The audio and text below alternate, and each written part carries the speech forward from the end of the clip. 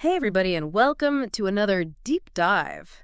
Today, we're going to be looking at something that I know a lot of you have asked about, and that is how to speak English more smoothly and naturally without all those pauses, those little hesitations that I think a lot of people experience when they are speaking a language that is not their native tongue. Absolutely, yeah. Yeah. You might feel like your English is a little bit broken or unnatural because of these pauses. Yeah. Yeah, but believe me, this is incredibly common, and it's something that almost every English language learner experiences. So before we get into the tips and advice, let's first try and understand why these pauses happen in the first place, right? Like what's going on in our brains when we suddenly just kind of clam up? Yeah, for sure. Well, one of those common reasons is simply a lack of confidence. Hmm. And you are not confident in your English skills. You tend to overthink every word and every sentence, and that can lead to hesitation and those dreaded pauses. Right. I mean, think about it. You're trying to speak and you're constantly worried about making a mistake or saying something grammatically incorrect, or maybe you're even concerned about your pronunciation.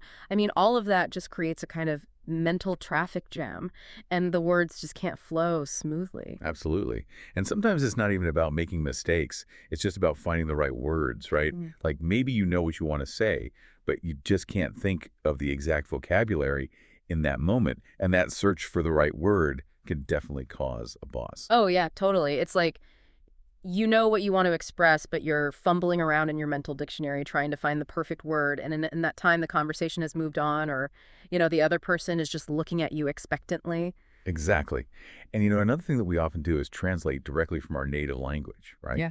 And that can be a real fluency killer because, well, different languages have different structures and different ways of expressing things, and trying to force those structures into English can lead to some very awkward pauses. Yeah, that makes a lot of sense. It's like trying to fit a square peg into a round hole. You're trying to make the English language conform to the rules of your native language, and it just doesn't quite work that way. And of course, we can't forget about good old nervousness. When you're speaking to native English speakers or you're in a situation where you feel under pressure. Oh, yeah. I've definitely been there. It's like your mind just goes completely blank. Even if you know the words, you just can't access them in that moment because you are just so nervous. Right, and that nervousness just amplifies all the other issues we talked about, Yeah. right? It makes you second guess yourself more, it makes it harder to find the right words, and it makes you more likely to slip back into translating from your native language. Okay, so we've got a pretty good understanding of why these pauses happen. Now let's move on to the fun part. Let's talk about some specific techniques and strategies that you can use to reduce those pauses and speak English more smoothly and naturally. Yeah, let's do it. And the first one is actually quite simple, but it can make a huge difference. Trying to think in English, I know it sounds obvious, but a lot of us get caught in the trap of translating in our heads. Right. So how do you actually do that? How do you actually train your brain to think in English? Well, you can start by practicing describing your surroundings in English. Like simple things. Just look around the room and think to yourself, okay, I see a lamp, Yeah. or I'm sitting on a chair, or the walls are white. Yeah, just get your brain used to forming those basic thoughts in English without going through that extra step of translation. Exactly. And another helpful technique is to use filler words. I know a lot of people think filler words like and are bad, but they can actually be your best friend when it comes to speaking more fluently. You mean instead of just being completely silent while you're trying to think of what to say? Exactly. Using filler words gives you a little bit of breathing room without breaking the flow of the conversation. You're still talking, you're still engaged, and you're giving yourself time to think. So what are some good filler words that people can use? Well, you've got the classics like and but there are also others like, well, actually, like I mean ands. Whoa, so these are words that native English speakers use all the time without even thinking about it, and they can really help to smooth out those transitions between thoughts and ideas. Exactly. Now, another technique that is super effective but does require a bit more effort is shadowing. Have you ever tried shadowing? I have, yeah. It can be quite challenging, but it's definitely very rewarding. It is. Basically, shadowing involves listening to a native English speaker and repeating what they say almost simultaneously.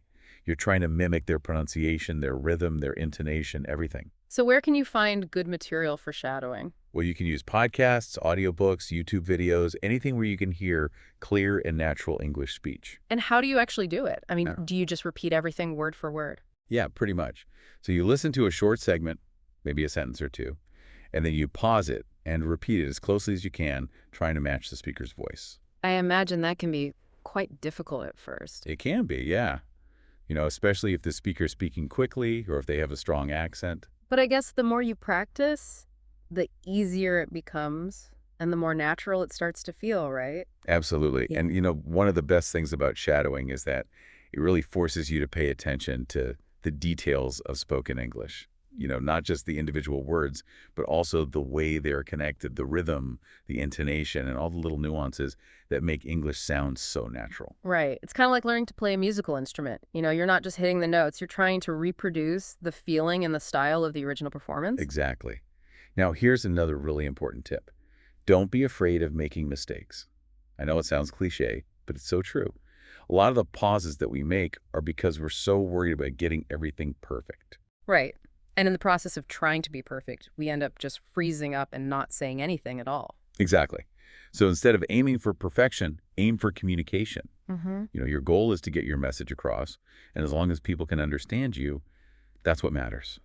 So even if your grammar isn't perfect, or if you can't think of the most sophisticated vocabulary, it's okay to just use simpler language as long as you can convey your ideas effectively. Absolutely. And, sometimes if you can't think of a specific word, try to explain it in a different way. Mm. Use words you do know to describe the word you're looking for. Right. So if you can't think of the word refrigerator, you could say the thing that keeps food cold or something like that. Exactly.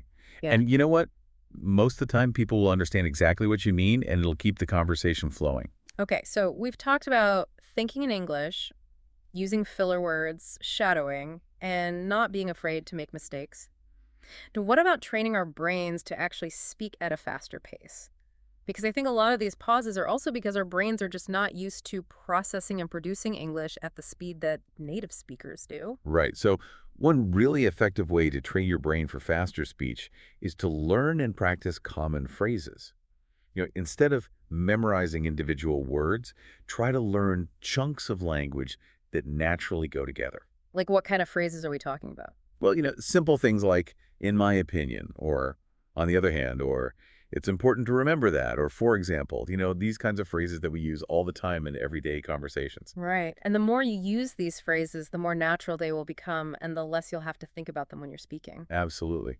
And another technique that could really help to speed up your thinking is active listening and prediction. So when you're listening to English, try to actively anticipate what the speaker is going to say next. So it's like a mental game almost, trying to guess the next word or the next phrase. Exactly. It really keeps your brain engaged and it helps you to process the language more quickly. And I guess the more you do this, the better you'll get at predicting what's coming next. Absolutely. Now, a variation of that is something we can call conversation anticipation. This is where you not only try to predict the next word or phrase, but you also start forming your response in your head before the speaker even finishes their sentence. So you're already one step ahead in the conversation. Exactly. And that can really help to reduce those pauses and make your responses seem much more spontaneous and natural. That's a really great tip. I like that.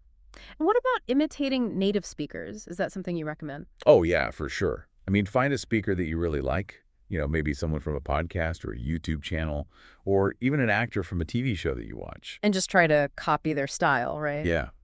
Pay attention to their pronunciation, their rhythm, their intonation, the way they use pauses for emphasis, everything.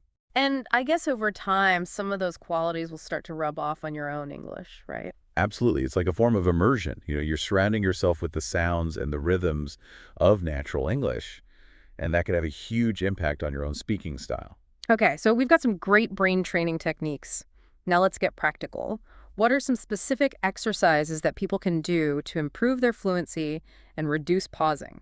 So one of my favorites is something I call the 1-minute speaking challenge. Yeah. Basically, you just pick a topic, any topic at all, and you try to speak about it for 1 full minute without stopping. Without stopping at all. Yep. No pauses, no hesitations. Just keep talking, even if you make mistakes. Okay, that sounds challenging, but I can see how it would be really beneficial. It is. It really forces you to think on your feet and to just keep the words flowing. Now, what about something a little bit more structured? Okay, so another good one is story retelling. So you listen to a short story or a news segment or even just a conversation between two people, and then you try to retell it in your own words. And that helps to improve your fluency because, Well, it forces you to process the information and then reproduce it using your own vocabulary and grammar structures. right, so it's not just about repeating what you heard, it's about understanding it and then expressing it in your own way. Exactly. Now, another really fun and effective exercise is speed conversation practice.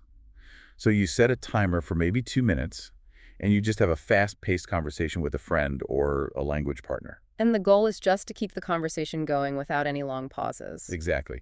And you know what? It's amazing how quickly you can improve your fluency when you're under a little bit of time pressure. Right. Because you don't have time to overthink or to second guess yourself. You just have to speak. Exactly. Now, if you don't have a language partner, you can always try using speech-to-text apps on your phone or your computer. Just speak into the app and see how accurately it transcribes your speech. And that can give you feedback on your fluency, right? Yeah. You can see if there are any parts where you tend to pause or stumble, and you can also get feedback on your pronunciation. So it's like having a virtual speaking coach in your pocket. Exactly. Yeah. Okay, so we've covered a lot of techniques and exercises, but you know what? I think one of the most important things for speaking English fluently is having the right mindset. What do you mean by that? Well, I think a lot of the pauses and the hesitation that we experience comes from a fear of making mistakes or a lack of confidence in our abilities. Right. It's almost like we're holding ourselves back because we're so worried about getting everything perfect. Exactly. So one of the most important things you can do is to embrace the fact that you are going to make mistakes. It's a natural part of the learning process. And instead of seeing mistakes as failures, we should see them as opportunities to learn and to improve. Absolutely. And remember, the goal of speaking is to communicate, not to be perfect. As long as people can understand you, that's a success. Right. So don't let the fear of making mistakes paralyze you. Just keep talking, keep practicing, and you'll get better and better over time. Exactly. And you know what? Sometimes just faking it till you make it can actually be helpful. What do you mean by that? Well, I mean, even if you don't feel super confident, try to project confidence when you speak. Speak clearly, speak with energy, and try to maintain a positive attitude. And that can actually help you to feel more confident over time. Absolutely. It's kind of a self-fulfilling prophecy. When you act confident, people perceive you as being confident, and that can actually boost your own self-esteem. Wow, that's actually really powerful. So remember, everyone, embrace your mistakes, focus on communication, and project confidence. Okay, before we wrap up, let's quickly go over some of the key vocabulary words that we use today. Okay, so we talked about hesitation, which is a pause or delay in speech. Fluency, which means speaking smoothly and easily without many pauses. Second guessing, which means doubting your own thoughts or actions. Unnatural, meaning not typical or normal. Broken, which can describe speech that is not continuous or smooth. Limited, meaning restricted in amount or extent. Overthinking, which means thinking too much about something, often making it more complicated than it needs to be. Fluency killer, which is something that hinders smooth speech. Awkward silence, an uncomfortable pause in a conversation. Game changer, something that has a significant and positive impact. Processed thoughts, meaning to think through ideas or information. Keep the conversation flowing, maintaining a continuous and smooth exchange of words. Echo or shadow, meaning to repeat exactly what someone else has said. Recall, meaning to remember something. Transcribe, meaning to convert speech into written text. And real-time feedback, immediate responses or information about your performance. And that's it for our vocabulary review. Okay, so we've covered a lot of ground today. We talked about why we pause when we speak English. We explored a whole bunch of techniques and exercises to improve our fluency, and we even touched on the importance of mindset. So before we go, I'd like to ask our listeners a few questions to help you reflect on what we've discussed. Sure. What are some situations where you find yourself pausing the most when you're speaking English? Is it when you're speaking to native speakers, or maybe when you're trying to talk about a complex topic? Yeah, and which of the techniques that we discussed today do you think will be the most helpful for you personally? Which one resonated with you the most? And have you tried any other techniques or exercises in the past to reduce pausing in your English speaking? If so, what were your experiences? What worked for you and what didn't? We really encourage you to take some time to think about these questions and maybe even jot down some of your thoughts in a notebook. Yeah, reflecting on your own experiences is one of the best ways to make progress in your language learning journey.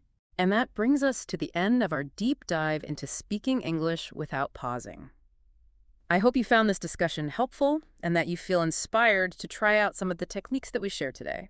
Remember, the key is to practice consistently, and don't be afraid to make mistakes. And most importantly, have fun with it. Learning a new language is a challenging but also incredibly rewarding experience. So keep practicing, keep experimenting, and keep pushing yourself to improve your fluency. And remember, every little step you take brings you closer to your goal of speaking English smoothly and confidently. Thank you all so much for joining us today, and we look forward to seeing you in our next deep dive. Bye for now. Bye, everyone.